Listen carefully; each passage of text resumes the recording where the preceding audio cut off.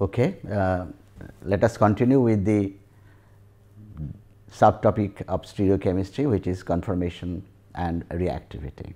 Now, earlier we have done what is called the static stereochemistry. We have done the conformation analysis of various conformations and how the energy varies with that, and which type of molecule will prefer one conformation over the other, and the reason for such type of preference, that we have discussed. Now, in the dynamic stereochemistry, the first thing that was very relevant was the Cartin-Hammett principle, because in dynamic stereochemistry now you have conformational flexibility. So, one conformer goes to the other conformer, and it may so happen that one conformer leads to one compound and the other conformer leads to another compound. So, the question is, what will be the ratio of the two products? These products ratio, according to Cartin-Hammett principle, if the conformational flexibility barrier is low, that means it is happening at a very rapid rate as compared to the rate of the reaction, then what happens? The ratio of the two products is not dependent on the population of the conformers in the ground state. It depends on the difference in the free energies of the respective transition states for the two processes. Okay. And we have given some examples. However, as I said, the Cartin-Hammett principle, usually what happens, that the more stable conformer gives the major product. That means, the conformer which is more populated is giving the major product. So, that people might say that the formation of the major product was due to the greater population of the starting conformer. Now, to really prove it, the best way is to, if I can show that the less stable conformer, that means the less populated conformer giving the major product. And yesterday I have given you an example of a bicyclic compound, where alkylation is happening from a less populated conformer. So, that really proves experimental proof for the Cartin-Hammett principle. Now, we will elaborate on this Cartin-Hammett principle, but last time you remember that I told you about the preference of certain conformers to have axially oriented groups, like in case of 1,3 cyclohexane diol, where hydrogen bonded plays a key role in forming the diaxial conformation. Then dihalo system, 1 to dihalo system, in order to reduce the repulsion between the two halogens, negatively charged halogens.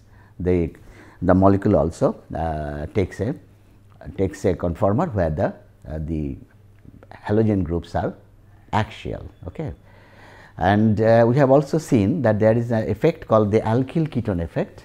We have seen the 2 alkyl ketone effect, the 3 alkyl ketone effect, and I told you briefly about the 4 alkyl ketone effect. I will just tell something about the 4 alkyl ketone effect.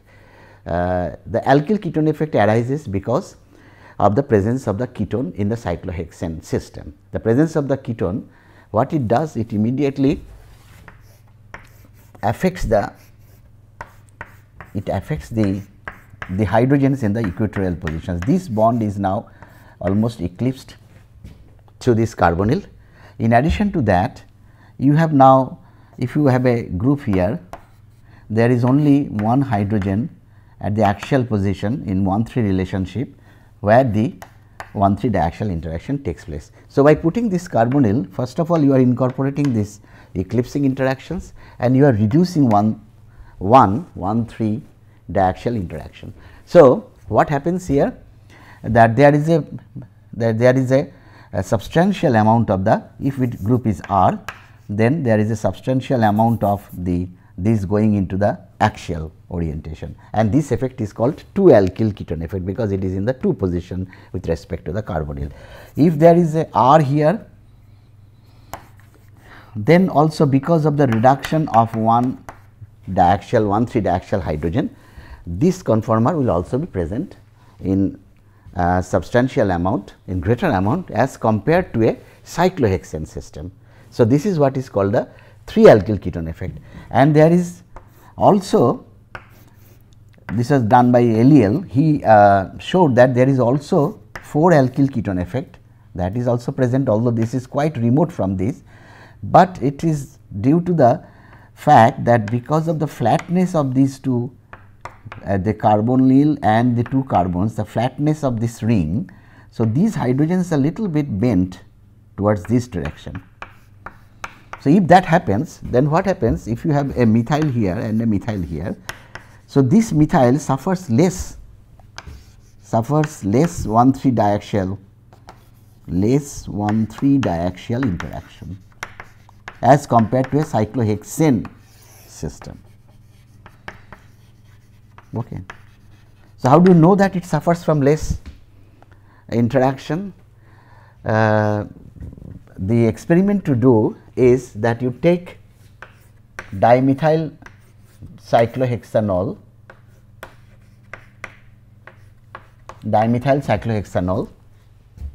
and you take cyclohexanol.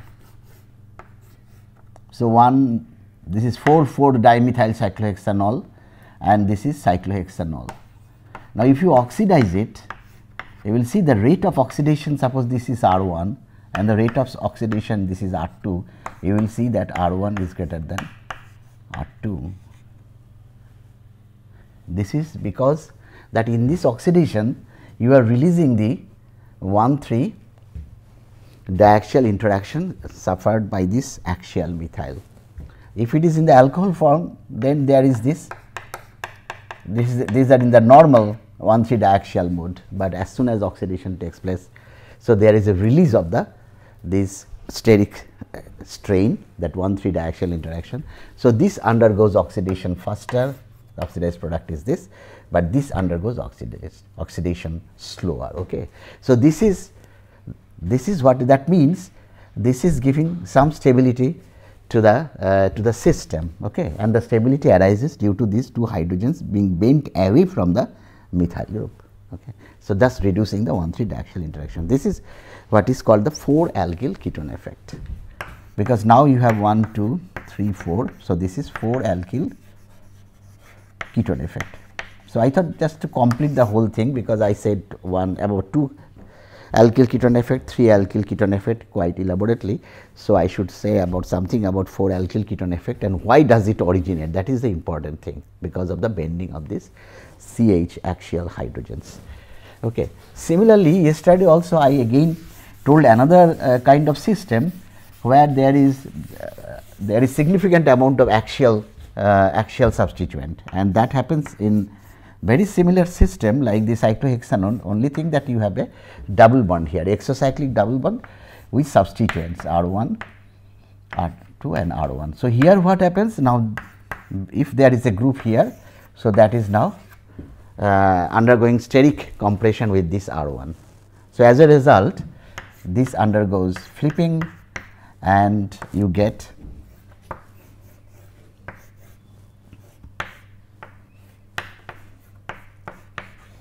this R as axial. So, now there is no steric compression between the R1 and R. So, R1, that one is there. Okay.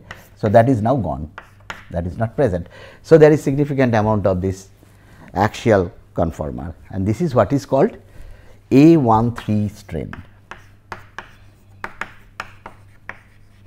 A13 strain. Okay. Now, because this is 1, this is 2, this is 3. So, that is the origin, the name how it originates. Now, instead of there is another one that is called A12 strain. If the double bond happens to be in the inside of the ring. So, if the double bond happens to be a that means you are talking about a cyclohexene. Okay. And in cyclohexene,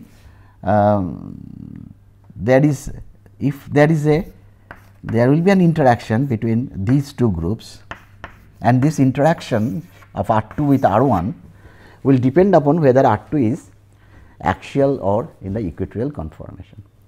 However, orientation.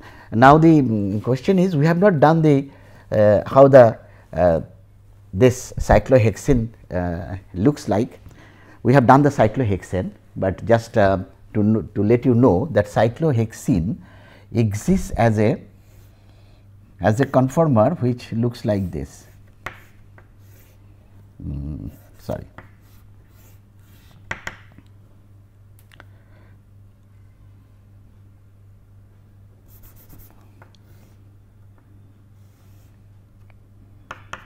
It is somewhat like this. So, it's what happens here that one carbon, these, see basically this is a double bond. So, this carbon, that carbon and this carbon, these are in the plane. How many? 1, 2, 3, 4, sorry, 5, 6, 7. So, this is the cyclohexene. So, these 4 carbons are in the plane, and then one carbon it goes above the plane, another carbon goes below the plane.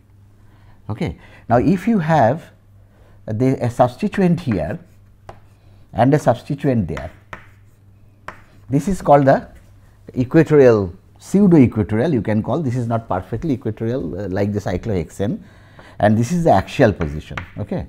So, if it first of all, this is not a planar system, this is a kind of what is called a half chair type of conformation, and in the conformation you must clarify that 4 carbon atoms are in the plane, 1, 2, 3, 4, and this goes down and this goes up, this goes down and this goes up.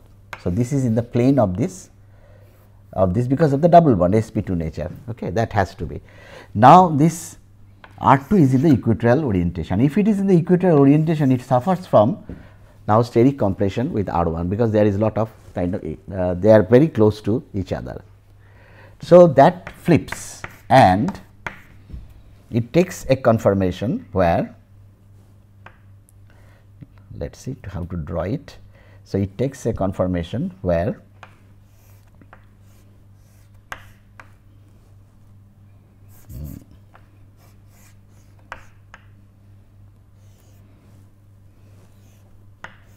so a conformation like 1, 2, 3, 4,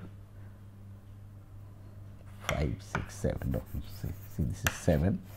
So, something like this, that is the flipped form, and the R1 goes to the top, R2 goes to the top, sorry, and this is the R1. So, this is the flipped form of the cyclohexane. So, again I start from the beginning that if you have this disubstituted cyclohexene system, by the way cyclohexene is a non-planar system, if this R2 is in the equatorial position or a pseudo equatorial position to be precise, then there is steric compression between R1 and R2. If you flip it, then R2 goes into the axial position like this. So, it is oriented upwards, and if it does that, then this interaction is gone. So, this kind of strain is called A12 strain. So, A12 strain is because this is one carbon and you can say this is 2 because they are adjacent to each other. So, that is called A12 strain, and there are many reactions which are controlled stereochemically by this A12 strain. I can show you in the model whatever I was telling you, that in the this is the cyclohexene, this is the cyclohexene, this is the double bond, this is the double bond, and then you have these 4 carbon atoms in the plane as I was saying. So, one carbon goes down, one carbon goes down, another carbon goes up. Okay, this is the system. Now, what happens? This is the pseudo equatorial substituent on my left, and this is the substituent attached to the olefinic carbon. Okay. So, you see now their dihedral angle is not 0 degree, not 60 degree also, but they have a much, they are quite in the eclipsing interaction zone, and in that zone there will be steric repulsion between this and that, and there will be bond opposition strain also. So, that makes it little unstable. So, in order to avoid this type of strain, what this molecule will do, this will undergo flipping. So, you see the flipping, what happens? The up carbon goes down and the bottom carbon goes up. Earlier this was up and this was down, now this is down, this is up. But what happens? This is the substituent which is now pointing upwards, that is it is axial. Okay. So, this axial orientation now avoids the steric compression that it was suffering when it was in the equatorial position. So, this is what is the genesis of A12 strain. Okay. So, you also know little bit about the cyclohexene geometry now. You can actually write a cyclohexane. There are two ways of writing. One is the way I have written, another is that the way I have shown you in the model. And if you now write a perspective formula from the model, so this is what is happening. So, this is the scenario. So, this is the substituent I was talking to you, and these are the, this is the R2 and this is the hydrogen. Okay. So, when it flips, so it goes into the, this will go down. So, now the chair will the half chair will look like, sorry, half chair will look like this. Okay. So, if I number it 1, say 2, 3, correct numbering should be 1, this is 1, 2, 3, something like that. I am not following the IUPAC system, just a rough numbering 1, 2, because I want to show the allylic 1, 2 strain, this vicinal strain. So, 1, 2, 3, 4, 5, 6. So, now it will be 1, this will be 1. So, this is 2, that is no doubt 2, this is 3, that has gone down, this is 4, this is 5 and this is 6. Okay. Now, where is this R1? R2, the R2 is pointing to this side and R1 is still here. So, now this interaction is less, there is no interaction, practically no interaction between R1 and R2, but here is, there is A12 strain. Okay. This is the other way to write the cyclohexane. Okay. Whichever is convenient for you, you do that. Okay. But we mostly will use this later on, we will use this type of conformer in describing certain reactions. Okay. So, that is again some kind of static stereochemistry that we talked about, that how the preferential conformation is dictated by this kind of strains. So, we have seen different kinds of strains. So, these are the additional ones. Okay. There is one more important strain that is there. Just a second, let me try to, yes, clear that. Okay. So, let us see, there is another effect like this allylic effect is there, there is this ketone effect is there. There is another effect which also tries to put the substituent in the axial position preferentially, and that is called Animerica Effect.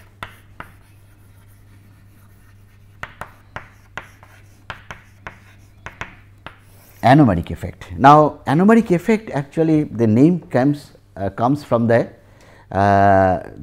sugar chemistry, where you know that glucose has the number 1 carbon of glucose is also called the anomeric carbon. So, let me write the glucose structure. Two forms of glucose are there.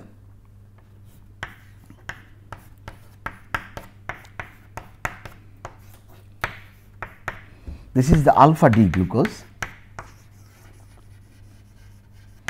and there is this beta D. This is the beta, sorry, this is the beta D glucose and the other one is alpha D glucose. Alpha is when the weight is axial. Other groups remain at the same orientation.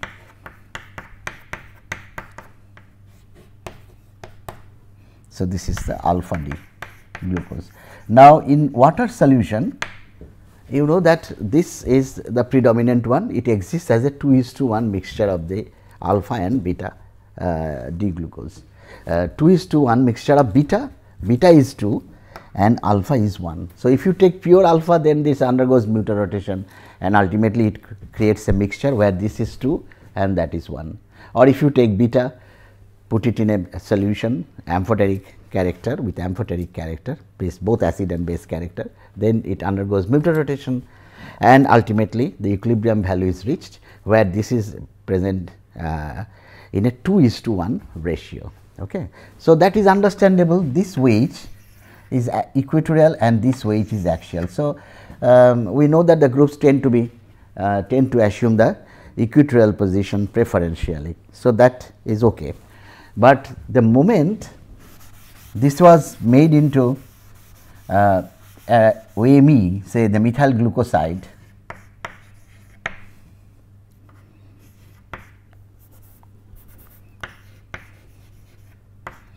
so this is the alpha methyl glucoside,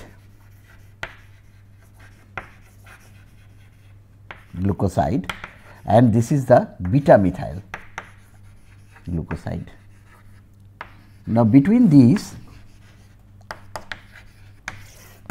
see, if you want to do this glucoside formation with methanol and take glucose, whether it is alpha or beta, because they will always be equilibrating into this via mutual rotation into a 2:1 form. So, we expect that if I take glucose, D-glucose, and do this glycosylation, this methyl glycosylation, then I expect that this should be formed in major amount and this should be formed in minor amount, but in the on the contrary, actually this was formed in the major amount.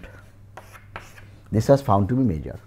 And so, what happens when it is glucose? It was wedge, as expected the wedge assumed preferentially the equatorial position, but when you convert the wedge into OME or OCOCH3 and or OCOCH3, then what happens? The preference for the axial orientation increases.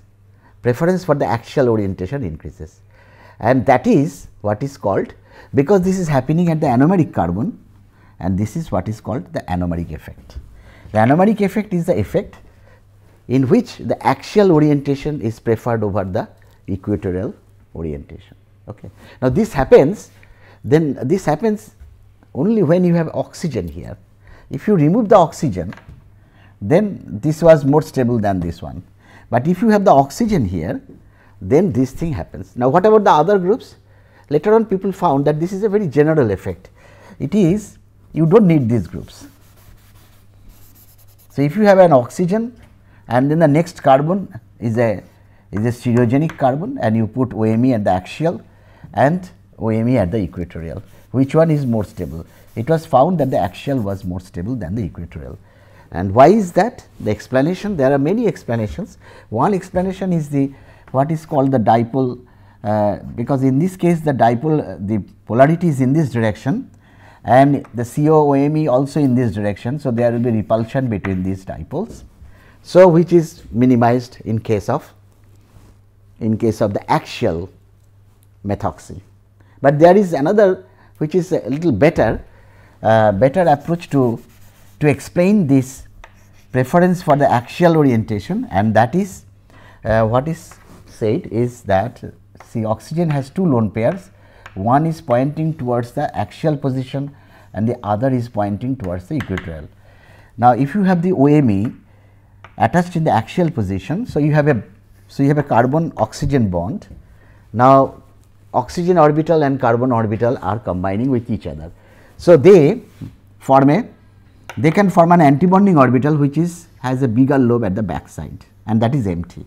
So, now this oxygen lone pair in the axial position and this empty sigma star, they are in lateral position. So, there is a possibility that this oxygen now overlaps with this empty antibonding sigma star, the carbon oxygen sigma star orbital, thus stabilizing the system, which is not possible in case of the equatorial isomer, because the antibonding orbital will be on this side. So, there will be no interaction.